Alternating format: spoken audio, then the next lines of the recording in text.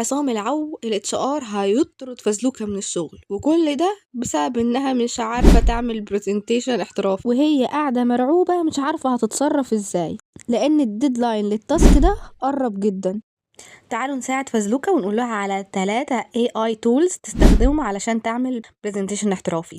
أول أداة وهي نابكن AI بنستخدمها عشان نعمل infographics لكل الداتا اللي موجودة عندنا ونعرضها على هيئة presentations أو نضيفها للبرزنتيشنز بتاعنا. أما الأداة التانية فهي جاما AI، ودي أداة بتديها الموضوع اللي انت عايز تكتب فيه وبتطلع لك برزنتيشن احترافي مفيهوش ولا غلطة مع إمكانية التعديل عليه. كمان جوجل بتقدم أداة قوية جدا وهي نوت بوك LM. لو عندك PDF تقدر ترفعه على نوت بوك LM ويحوله لك لبرزنتيشن، وضافوا تعديل على البرزنتيشن في التحديث الجديد. وبكده فزلوكة تقدر تعمل برزنتيشن احترافي باستخدام أي أداة من أدوات ال AI tools دي بسرعة وقبل الديدلاين كمان. ما تنسوش هسيب لكم كل ال AI tools دي موجودة في أول كومنت.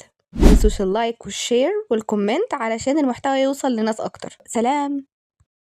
عصام العو الاتش ار هيطرد فزلوكة من الشغل، وكل ده بسبب انها مش عارفة تعمل برزنتيشن احترافي، وهي قاعدة مرعوبة مش عارفة هتتصرف ازاي لان الديدلاين للتاسك ده قرب جدا. تعالوا نساعد فزلوكة ونقول لها على 3 AI tools تستخدمهم علشان تعمل برزنتيشن احترافي.